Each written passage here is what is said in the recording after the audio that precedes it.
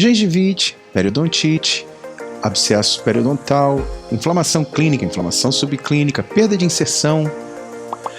Essas e outras definições são muito claras para alguns, mas podem não ser tão claras para outros.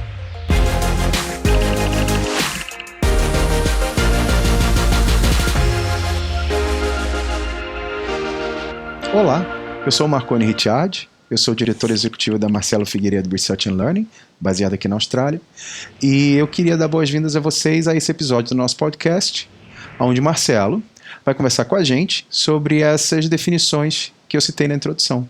Olá, amigos, colegas de profissão.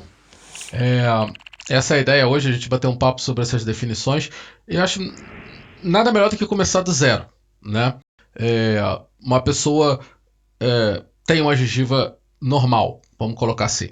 Uma gengiva normal, ela é uma gengiva rósea, pálida, ela não apresenta sangramento, ela não tem odor, não apresenta nenhuma alteração, vamos colocar assim. Uhum. Mas o interessante já nesse assunto é que normalmente você tem a sua gengiva está inflamada, mas é uma condição chamada inflamação subclínica.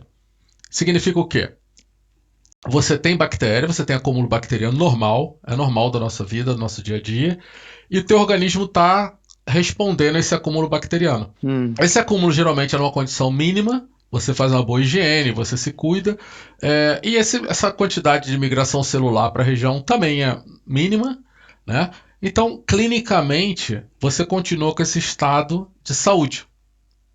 Então, clinicamente, você não tem nenhuma característica de inflamação. Apesar de que, se eu fizer um corte histológico, você identifica células que não deveriam estar lá se você não tivesse algum grau de inflamação, né?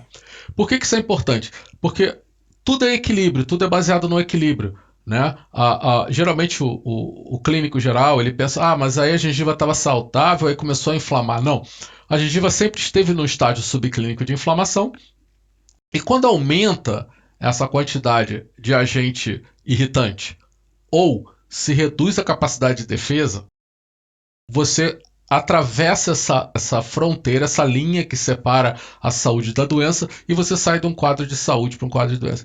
Por isso que essa relação de migração de saúde para doença, ela é muito mais baseada na pessoa, no teu paciente em si, do que num padrão, né? Isso vai variar muito de pessoa para pessoa. Agora, na situação de um dentista que acabou de se formar, pode ser que ele não tenha visto tantos pacientes assim. Mesmo assim, é óbvio para ele diferenciar uma gengiva inflamada de uma gengiva saudável.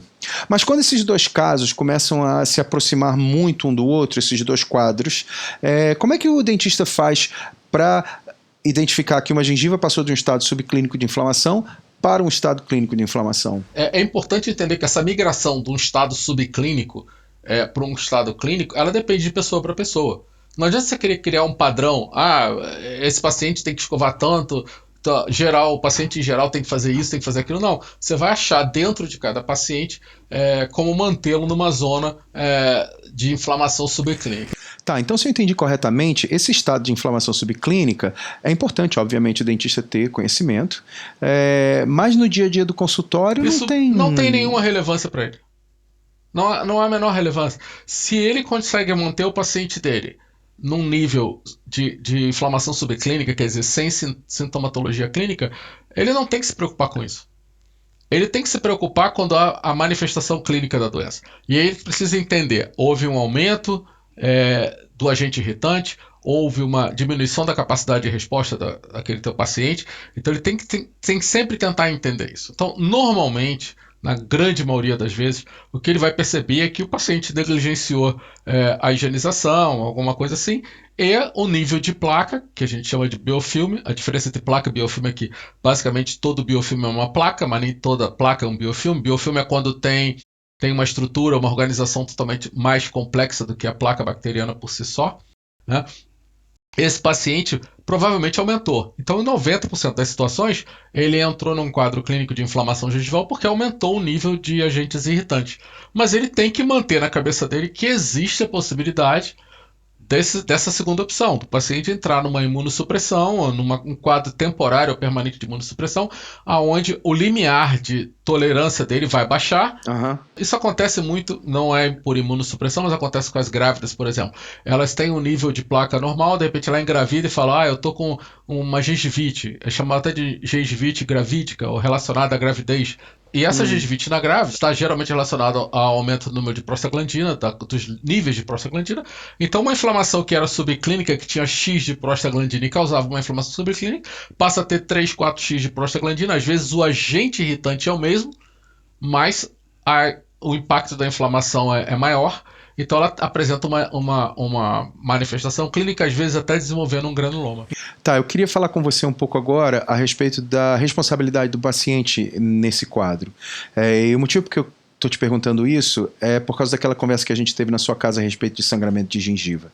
Eu, ignorantemente, acho que como a maioria da população, achava que pequeno sangramento de gengiva era uma coisa normal. Passar fio dental na gengiva e a gengiva sangrar era uma coisa normal. E naquela conversa que a gente teve, você me explicou o tamanho da bobagem que isso é. Ou seja, gengiva sangrando é motivo para o paciente procurar o dentista. Você pode falar um pouco mais sobre isso? Essa questão do sangramento da gengiva? Gengiva não sangra.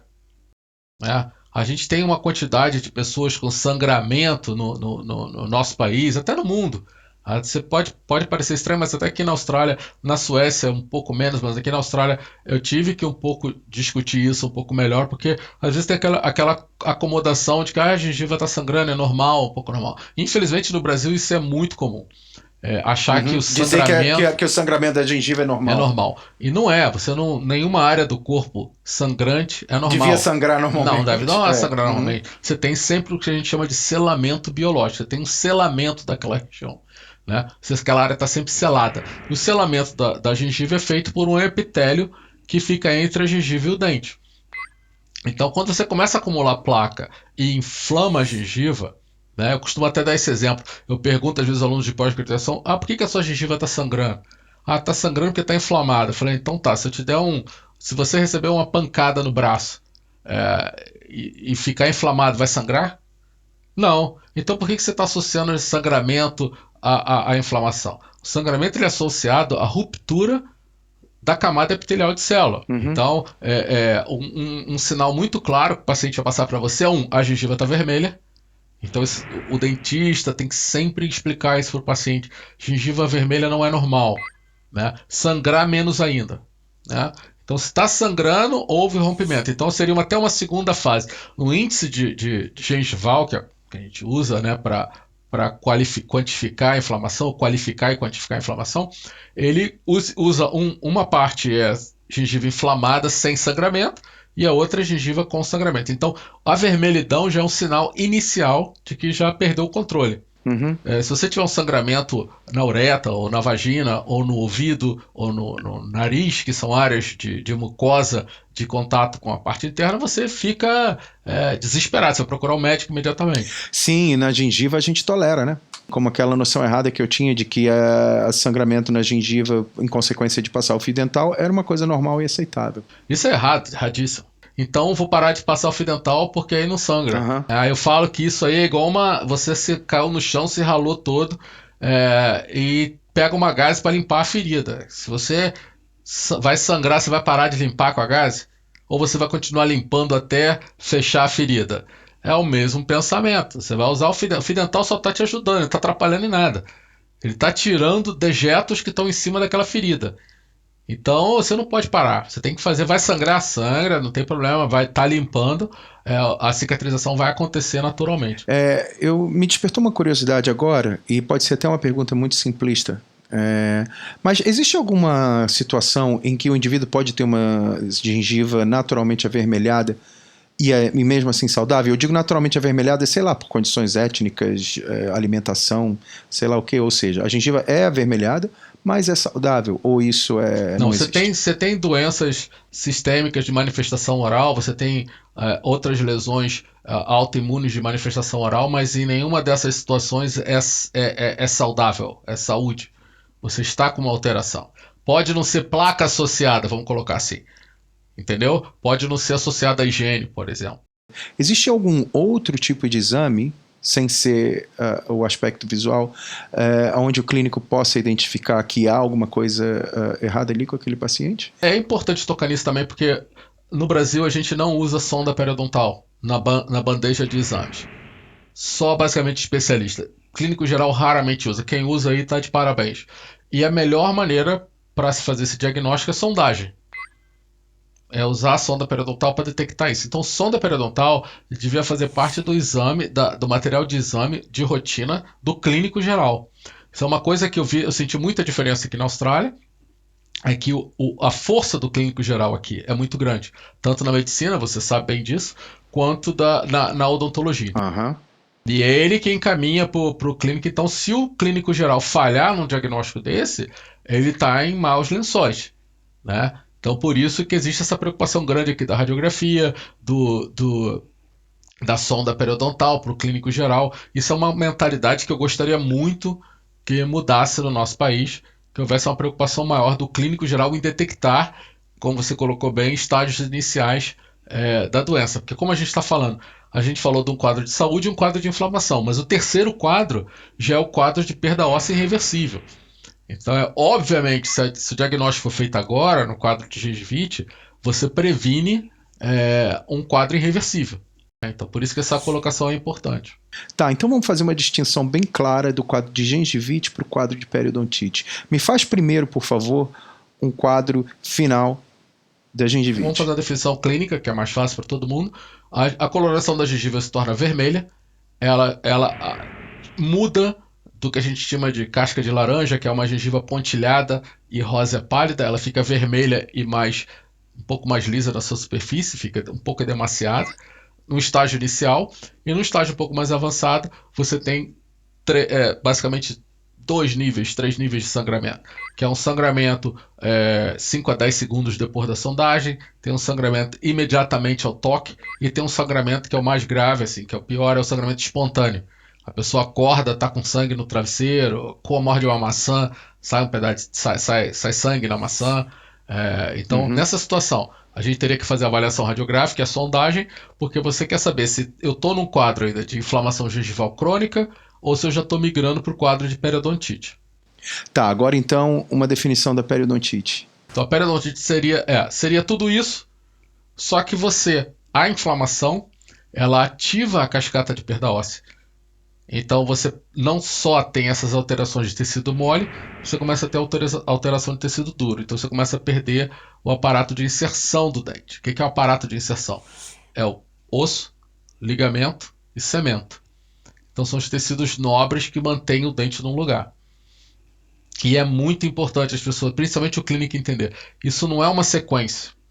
A gengivite, o não cuidar da boca, você vai entrar no quadro de gengivite. Agora, essa progressão da gengivite para periodontite, ela é muito dependente do paciente. E você acha que ainda pode haver confusão nas definições entre gengivite e periodontite? Eu acho que não a definição, não o nome, mas o diagnóstico.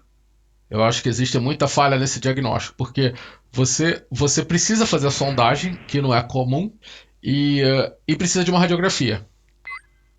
Então você precisa de exames, aprimoramento no exame clínico e exame complementar, porque as características, como eu falei, da gengiva vão ficar basicamente as mesmas.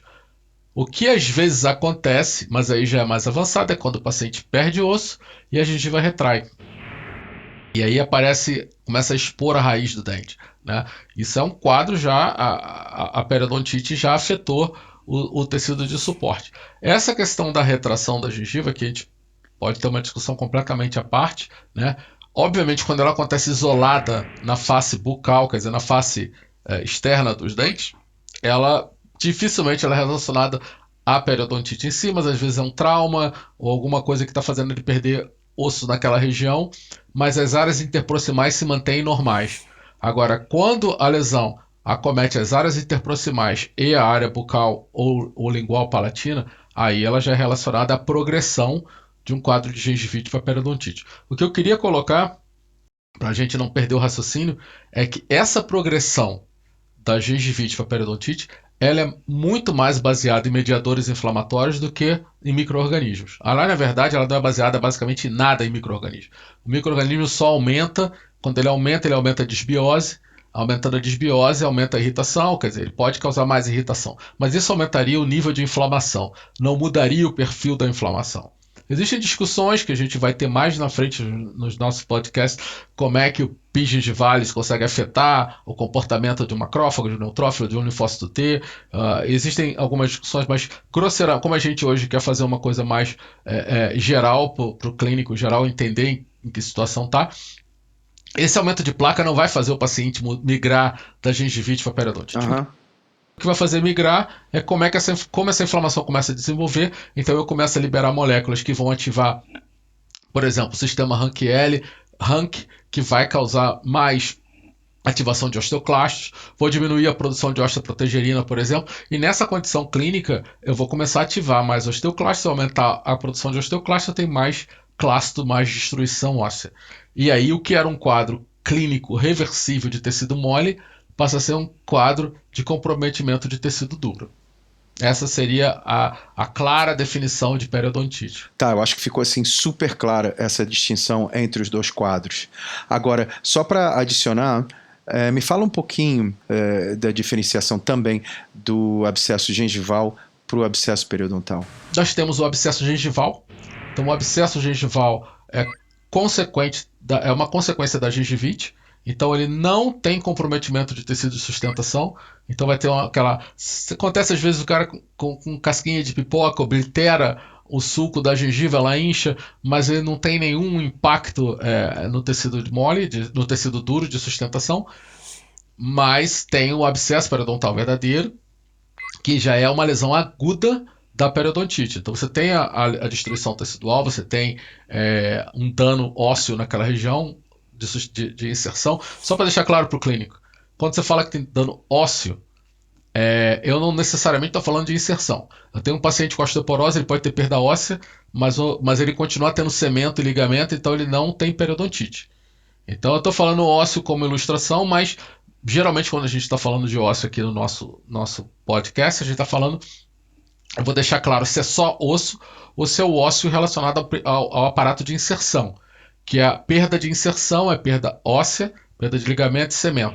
O osso está aqui, o cemento está aqui e o ligamento cresce aqui no meio. Você perdeu os três, acabou a sustentação do dente, né? O dente começa a ficar mais mole. Isso vai ficar sempre claro aqui quando a gente estiver discutindo. Está perdendo o osso, mas está perdendo o osso em relação à sustentação, a gente está abordando esses três. Se estiver perdendo o osso por outra razão, e eu vou deixar claro sempre, e não estiver comprometendo em 100% o aparato de inserção, isso não vai ter tanta relevância para a gente. Então, para ficar... nós vamos ter um podcast só para discutir os mecanismos de ativação de perda óssea. É um negócio maravilhoso, assim, como é que células T, B se relacionam, como é que libera mais citocina tal, YZ. Nós vamos clarear tudo isso, mas hoje não é o objetivo. O objetivo é dar uma visão geral de como é que acontece essa mudança do quadro clínico de gengivite para o quadro de periodontite. Marcelo, acho que ficou bem claro, como também ficou bem claro aquela explicação que você deu no início do podcast da migração do estado de saúde para o estado de gengivite. E sempre dessa forma bem descontraída e relativamente informal, que é o que o podcast se propõe a ser. Queria convidar vocês que estão assistindo e ouvindo a gente a participarem dessa conversa através de perguntas, críticas, sugestões. Vocês podem fazer isso aqui nos comentários no YouTube, ou vocês podem acessar o nosso website, que é marcelofigueiredo.com. Tem um link aqui na descrição, e lá no nosso website tem um espaço específico para vocês fazerem as perguntas, dividir a experiência de vocês na faculdade, no consultório, experiência às vezes como paciente. Sempre bem-vindo as perguntas, sugestões de novos temas. A gente conta muito com a participação de vocês para manter esse podcast relevante. Espero que a gente consiga continuar fazendo um episódio semanal. Às vezes a gente fica um pouquinho ocupado, não consegue, mas vamos tentando. E a participação de vocês ajuda muito. Antes de eu me despedir, queria só convidar vocês para se inscrever no canal. Não esqueçam de clicar no sininho para que vocês possam ser avisados quando tiver um novo episódio. Vou ficando por aqui. Um abraço, Marcelo. Um abraço vocês. Fiquem em paz. Até a próxima. Grande abraço a todos, amigos, colegas de profissão. Nos vemos no próximo. Grande abraço.